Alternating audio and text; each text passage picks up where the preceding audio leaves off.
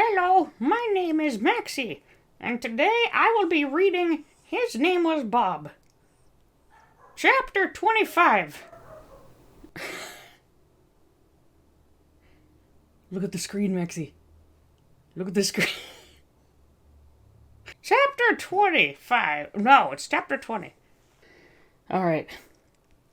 His Name Was Bob by Lywelen.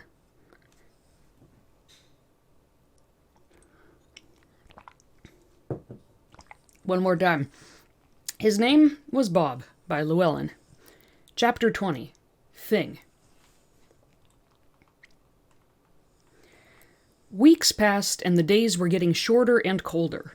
Halloween was coming. The best time of year. Sorry, my mouth is sticky.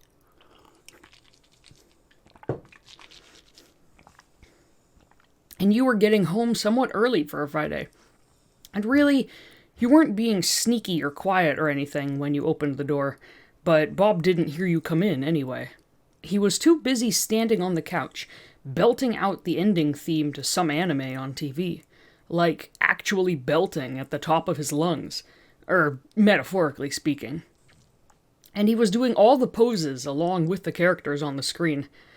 You had to put a hand over your mouth to stop yourself from laughing out loud. But Bob must have heard you anyway, because he stopped mid-pose and, almost cartoonishly, slowly turned his head as the lights in his eye sockets shrank to pinpricks as he saw you watching him. You lost it, laughing loudly through your hands.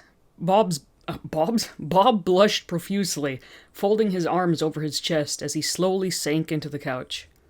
"Oh, Bob, don't be embarrassed. You were so cute. I wish I had recorded that," you giggled as you approached the mortified Bitty. "I'm not cute," he grumbled, scooting away from you as you flopped down beside him. "Oh, shoot, I'm sorry. You're right, of course. I shouldn't have said cute." You gave him your most serious expression, and he looked up at you skeptically, narrowing his eyes. Your serious look faltered and broke into a grin. "Because I meant adorable! Your little dance! Ha ha ha ha ha!" You laughed and reached for him as he leapt up, shoving your hand away. "I'm not adorable!" he snarled, clenching his fists at his side. "Take it back! I'm scary! Evil! I bite! I mean it! Get off of me!" You had scooped him up and were snuggling him while he growled, trying to push you away, and tried not to smile. Haha, he was failing miserably on all fronts. He was just too cute! Without thinking, you smooched the side of his skull. He froze in his struggling, giving you a stunned look as he raised his hand up to the side where you kissed him. You stared back at him, the moment becoming awkward as you hastily set him down. Gross, he said as he made a show of wiping off the side of his reddening face. "Yeah, gross. You're gross." You cleared your throat, deciding to change the subject. "Yeah, well, I've got a surprise for you." "Oh, yeah? A surprise, huh? What is it?" "Wouldn't be a surprise if I told you, dork. Let me go change and we'll head out." "Head out? Where we're going? Hey, wait!" He dashed off the sofa, following you as you retreated to your room. "You're not even going to give me a hint?" he called after you. "Patience!" you called back through the closed door. He gave a dramatic groan just on the other side of the door, and you heard the faint clack of a tiny skull hitting wood.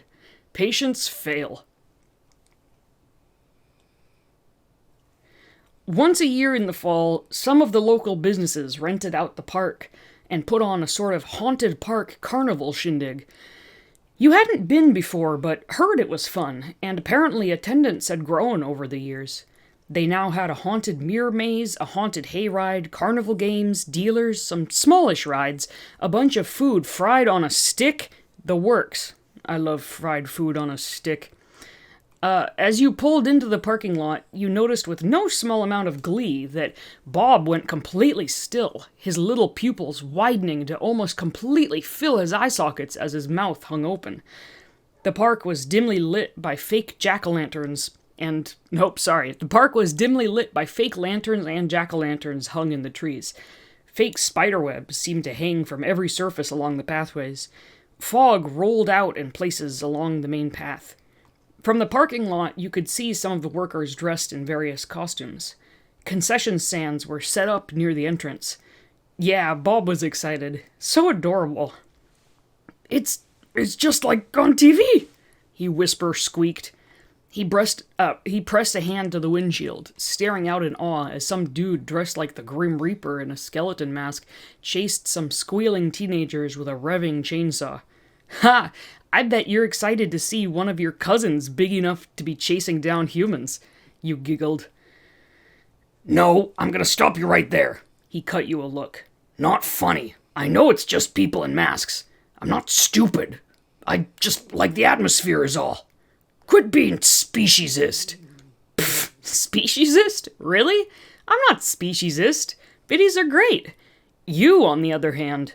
You sucked in a breath through your teeth, giving him a pitying look as he glared at you, accepting your offer to help him onto your shoulder anyway.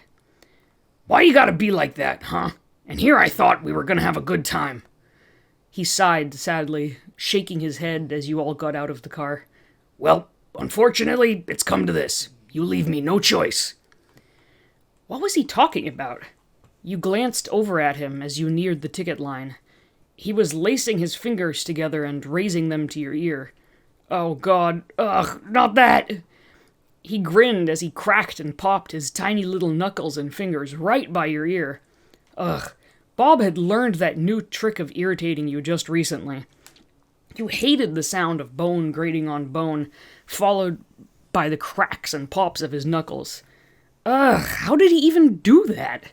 As far as you knew, there should be no reason for his joints to pop and crack like that. Then again, you seriously didn't know how he held together and moved in the first place. Either way, the sounds were gross. Bob, no, stop it! You hissed and cringed. Ugh, like nails on a chalkboard. Seriously! We're getting up to the line. Stop! He giggled and continued to pop his knuckles now and again as you tried to ignore him. Eventually he gave up, becoming distracted by something as you approached the ticket window. Welcome to the haunt. How may I help you? A bored worker said before she started, spotting Bob on your shoulder. Oh, is that an edgy biddy? She asked, looking nervous. Bob was still distracted by something and hadn't heard her. Yeah, he is. Problem? You slid the money to the girl, arching an eyebrow and silently daring her to say anything. Oh, you had looked into it prior. Unbeknownst to Bob, ever since that Biddy store incident months ago, you had made sure anywhere you brought Bob didn't have any rules against itchy biddies. The haunt had no such rules in place. You were determined he didn't face such prejudice again. She hesitated, consulting some kind of list on her table, and then shook her head, hesitantly handing you your wristband and tickets. Sorry, hold on. You glanced at Bob, relieved he hadn't noticed the exchange somehow. Sheesh, what had him so enraptured? You looked to where he was staring and saw it. A whole table filled with etched drinking glasses with cheesy Halloween puns and cartoonish skeletons on them. You swore one of Bob's eyelights was flickering as he stared intently at the stand, his grip tightening on your shirt. Don't, you whispered to him. He shook his head and blinked, seemingly breaking whatever trance he had been in. His eyes met yours, and he offered you a sheepish smile and scratched the back of his skull. You sighed, deciding to keep as far away from that table as possible. Sheesh, you didn't think the haunt would be so scary. You all had decided to start the night at the mirror maze, and every time someone jumped out at you, you found yourself flinching away and had run into the mirrored walls a few times. Bob, of course, found the whole thing absolutely hilarious, even as he had to cling to your shoulder for dear life every time you jumped. This was your life now. Things jumping at you followed by peals of Bob's evil, high-pitched laughter. Ah, well, at least he was having fun. Not that you weren't having fun. Sure, it was kind of embarrassing falling for every little jump scare, but seeing Bob laughing so much made you happy. For dinner, you all decided the healthy adult choice would be one of those big, soft pretzels covered in mustard. You settled at one of the outdoor wooden tables. It was really nice out. Cool, but not cold. The whole park was dimly lit with fake, flickering lanterns that threw neat shadows over everything. The air smelled of fried food and hay. "This is officially my favorite holiday," Bob mused as mustard dribbled down his mandible. You agreed, fighting the inclination to wipe his face, knowing it would just irritate him. Though, what other holidays have you really experienced? I've seen other holidays. Can't say I'm a big fan of Christmas. Lots of grabby kids tapping on my glass tank, begging their parents to buy me, or, tank mates. Kinda terrifying, actually. Guess I was lucky no one ever bought me. He smiled and laughed it off, but his eyes definitely looked a little more dim. Another glimpse into Bob's mysterious past. Anytime he talked about his past, you'd only ever get little snippets like this. He never seemed to want to talk about it, but you could tell something happened that weighed heavily on him. As always, when he mentioned his past, you tried to get him to talk about it more. But you eventually got out of there. How? Hey, check out that costume! He pointed with the pretzel piece, flinging a mustard glob onto the table. You watched as a clown riding a giant chicken lunged at some poor... That's a great Halloween decoration. You watched as a clown riding a giant chicken lunged at some poor, unsuspecting couple and discharged an air horn at them. The guy actually flinched and screamed while his date laughed at him. Beware the chicken air horn clown.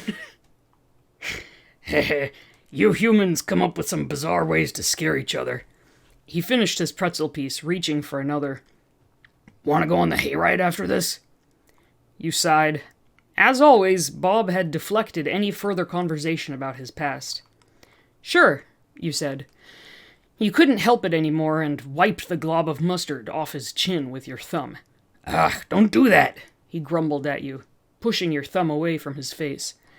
He instead used the back of his sleeve to mop up the rest of the mustard. Great. At least you had gotten most of it before he could smear it all over his clothes. I swear, Tiny, sometimes you treat me like I'm immature or something. Sometimes you act immature, you said. Yeah, well, sometimes you act like a doo-doo head. He locked eyes with you. You stared at each other down before you started cracking up. He grinned. Doo-doo head? Really? You asked as you wiped up the table and gathered the napkins. Heh, it made you laugh. He seemed pleased with himself. The line to get on the hayride was long. Bob was giggling every time he heard the distant sounds of chainsaws followed by people screaming. You swallowed. Ah, man, this sounded like it was going to be even scarier than the mirror maze. You scared? Bob asked you, grinning widely at you from your shoulder as he kicked his feet. No, you lied. You look scared. I'm not. Bull, you're scared. I'm fine. Shut up, you said, folding your arms. Some woman in front of you with two small kids kept glancing back at you. What was her deal? And seriously, who brings small children to something like this? The mighty Tiny, unafraid of growling dogs, angry cats, or biting skeletons. But those spooky, flimsy plastic masks and chainsaws without chains in them. He tutted you. I'm going to drop-kick you if you don't stop, you hissed. And it won't be romantically, and there will be no sparkles or sunsets, you added, semi-quoting that weird fanfic Bob had found in your history a while back. That just sent him into one of his fits of high-pitched laughter. You bit the inside of your cheek to keep from laughing, too. The woman in front of you looked back again, briefly, as she pushed her kids more in front of her. Whatever. You decided to ignore her. Finally, it was your turn to board the hayride. The woman in front of you cut over to talk to one of the workers. Her kids whined in protest. You walked around her, boarding the wagon and finding a seat on one of the hay bales being used as makeshift benches for the ride. Bob eyed the hay bale curiously from your shoulder. You pulled some hay up to hand to him. He grabbed it, studying and pulling it apart before letting the pieces rain down on your jacket. You were watching the woman with the kids as she was now pointing at you and talking animatedly to the worker. What the hell? She folded her arms as the worker headed your way. Hey, what's wrong? What are you... Bob asked, but stopped talking when he saw a worker in fake blood-stained overalls approach you. You don't know, those could be real. It's your chance to wear your blood-stained overalls to work. Best gig ever. The man was motioning for you to step off the wagon. The other people on the wagon were looking at you. Seriously? You stood up, taking deep breaths to try to calm your growing anger. I'm sorry, the man started, wiping at his sweaty face with his sleeve as you stepped off the wagon to stand in front of him.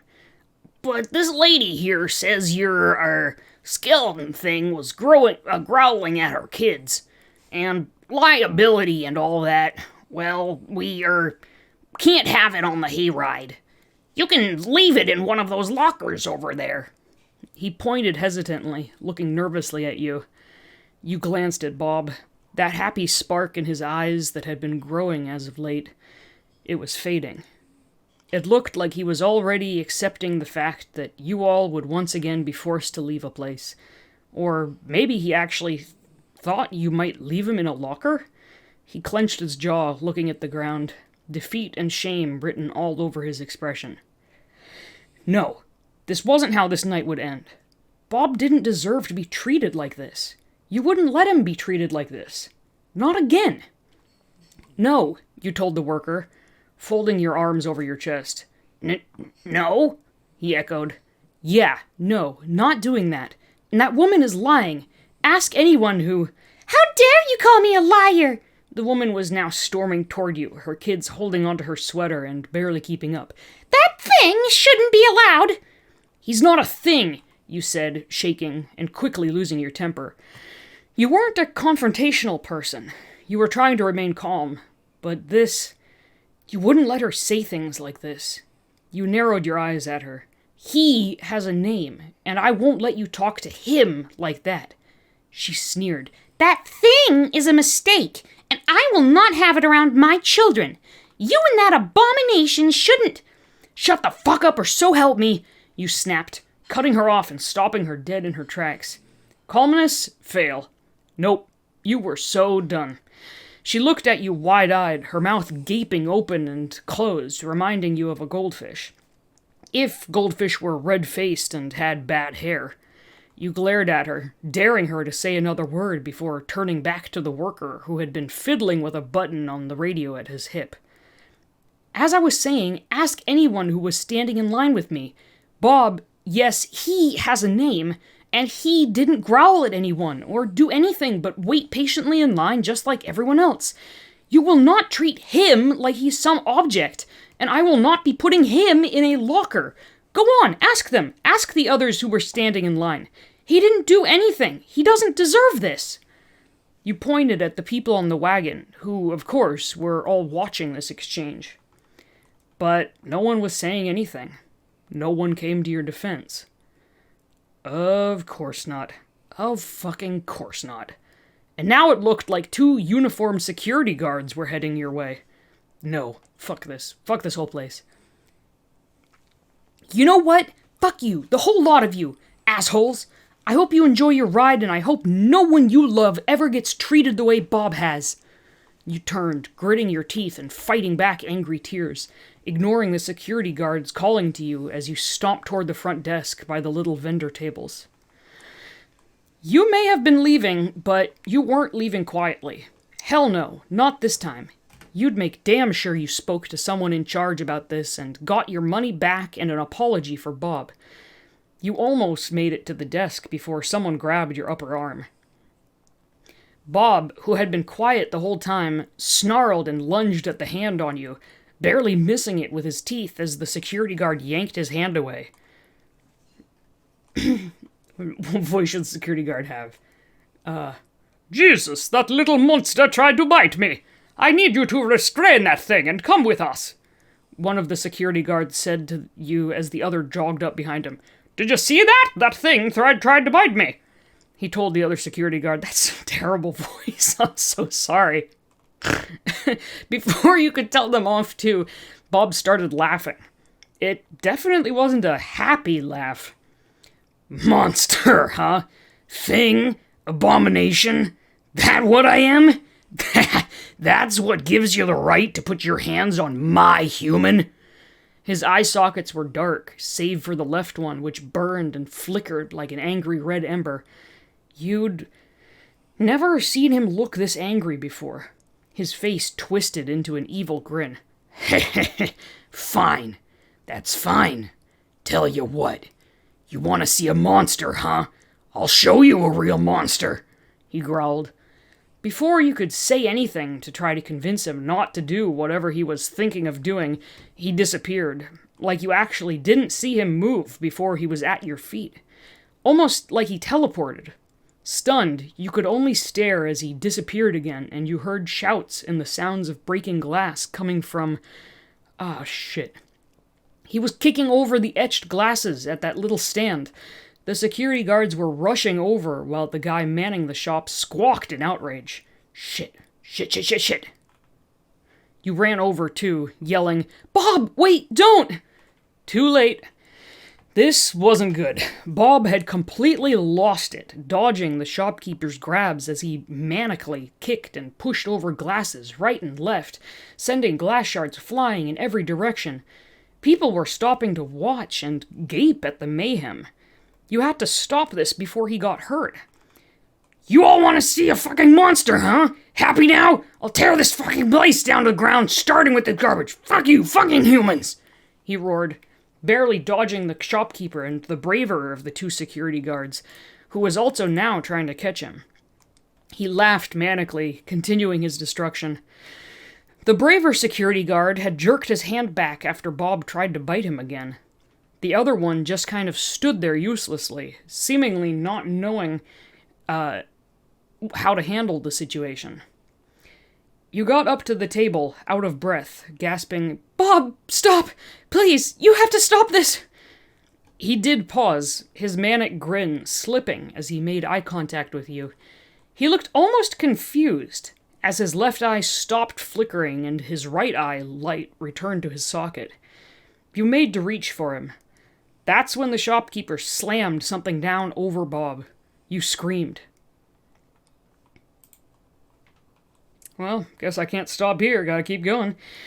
Chapter 21. Glass. You screamed, and then realized the shopkeeper had slammed the open end of a glass over Bob, trapping him. Bob froze, his eyelights completely disappearing, before he started scraping and then pounding at the sides of the glass, becoming frantic. Let him out! You yelped, reaching for the glass. But one of the security guards held you back. What should this guy's voice be? What should this guy's voice be? No way, the shopkeeper said. Look what he did to all my stuff. Who's going to pay for all this? I've been doing a lot of nasal voices. Please, I will.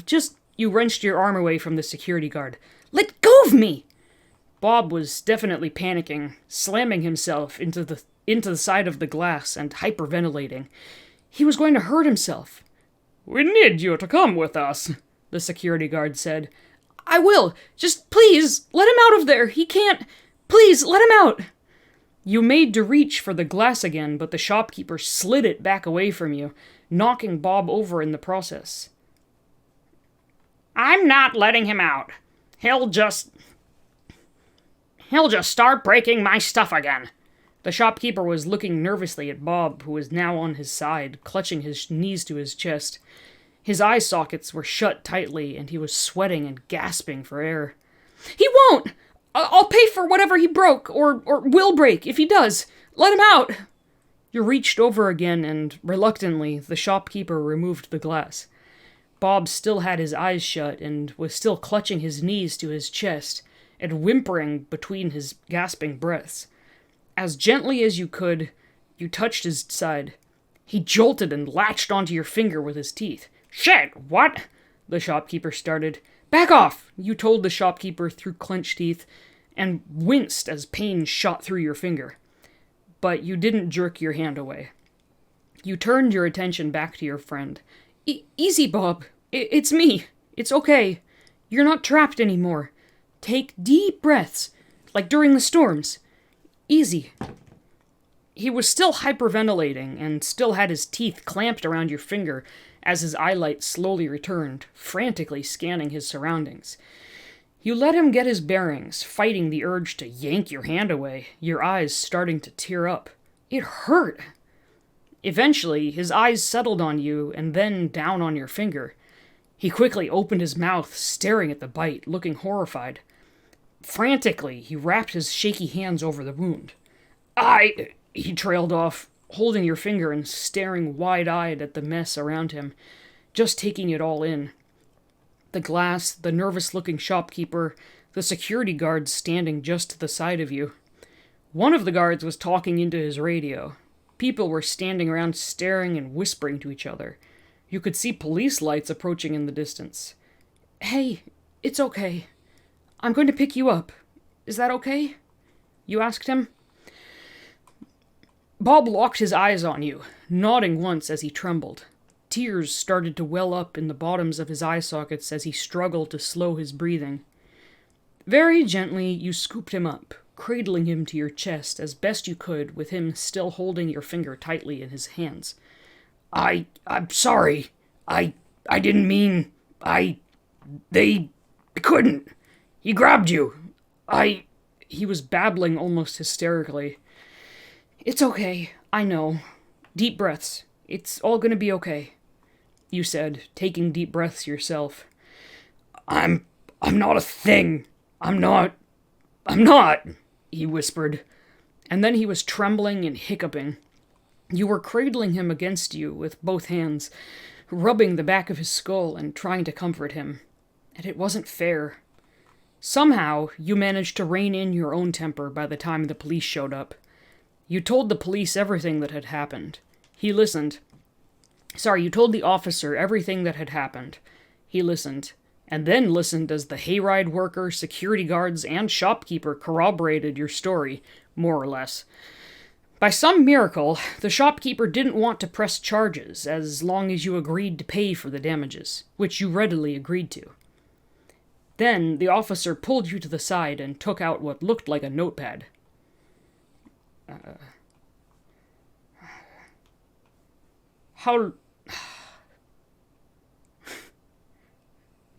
I can't think of good voices to do, sorry. Man, I'm only doing nasal voices, sorry. How long? Yeah, that's a good one. "How long have you been in possession of that Bitty?" he asked as he wrote. "A few months," you answered, watching him warily. Was he writing you a ticket? "Has it ever caused you trouble in public before?" he continued writing. "No, he hasn't," you answered, causing him to look up at you briefly at your tone change. "Sir," you added. "Well, since he is in your possession and I cannot charge him, I'm issuing you a citation for disturbing the peace. The court date is set here. If convicted, you could face the fine amount stated here and possible jail time. As the security guards stated, you are also banned from the haunt for the rest of the year. Do you have any questions?" He ripped off a yellow sheet from his notepad and handed it to you. "No, sir," you said quietly as you adjusted Bob so you could take it. Somehow, you kept your hands and voice from shaking. Small victory. You stared at it, your mind kept kind of blanking.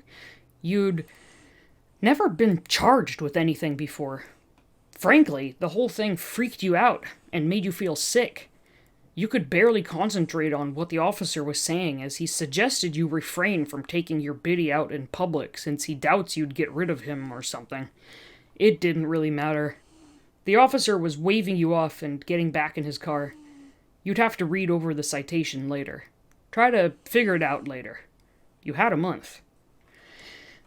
Bob stayed quiet in your hands. You knew he could hear everything. You also knew he'd probably want to stay hidden. Whenever he was upset, he always wanted to hide. He kept his death grip on your finger. You rubbed his skull now and again with your thumb as you kept him shielded from everything as best you could. Next stop on the walk of shame was the glass stand. Luckily, the crowds of people who were watching you before seemed to have cleared out now that the show was over. Someone had cleaned up the glass shards already. The shopkeeper was waiting for you with his arms crossed over his chest. You mentally prepared yourself for another lecture, rubbing Bob's skull with your thumb. God, you actually did feel a little bad for the shopkeeper. He really hadn't done anything to deserve his shop getting messed up, and he didn't press charges. Still, you knew you probably didn't have the money to pay for the glasses. And he had hurt Bob, even if it was unintentionally. You couldn't help the look you were probably giving him. So, he said hesitantly as you approached the stand, I was thinking, after hearing the whole story, I'm not gonna charge you full price. How about you pay wholesale price and we call it even? What? You were not expecting this reaction at all. The shock on your face must have been pretty apparent because he held up his hands saying, Yeah, I know. You probably weren't expecting that after everything, right? After hearing what happened, I kind of don't blame the little guy for getting so mad. Though maybe I would have preferred he didn't take it out on my merchandise. But yeah, I had an idea about biddies. Anything about them, really. I didn't know, I had no idea about biddies. Anything about them, really. I didn't know. I actually wish I didn't have to charge you anything, but... No, you said, finally finding your voice again. Wow, I understand. This is part of your livelihood.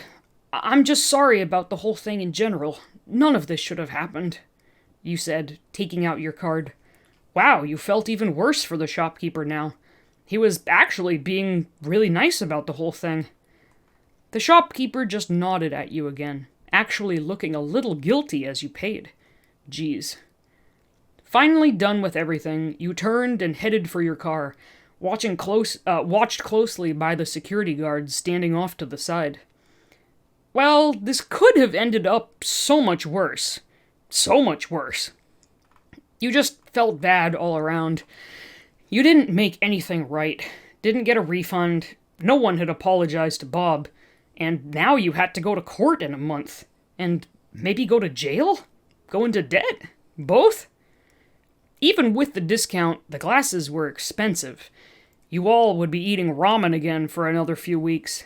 But you weren't in debt. Not yet. Bob was probably mad at you. Yet again, you felt like you had failed him. Even when you tried your hardest to stand up for him, it still wasn't good enough. You opened the car door and he did his disappearing act again and ended up on the dashboard.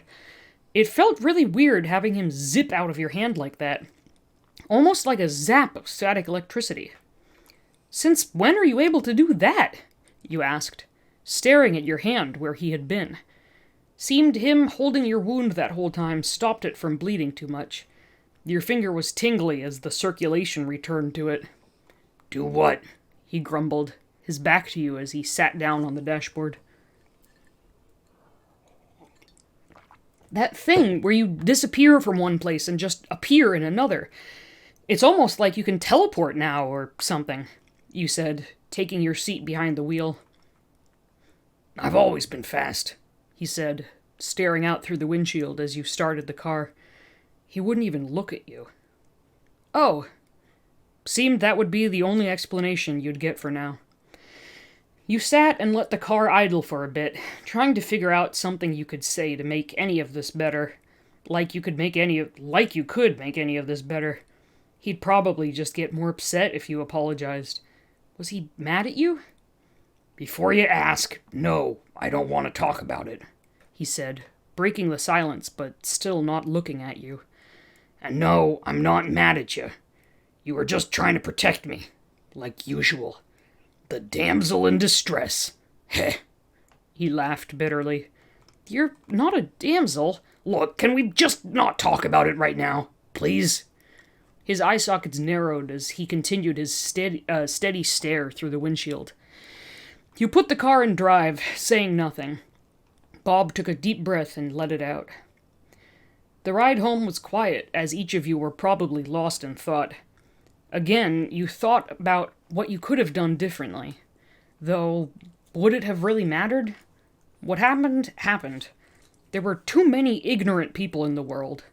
Maybe you just couldn't protect Bob from all of them, no matter how much you wanted to. You wished you could. He deserved to be happy. What would happen to him if you went to jail? How long could you even be in jail for something like this? You'd have to read the citation later, do some research into it. At least there was no traffic this time of night. Alright. Maxie says, thanks for watching! Make sure to like and subscribe and turn on notifications! Wow, Maxie, that's a good message to give the viewers.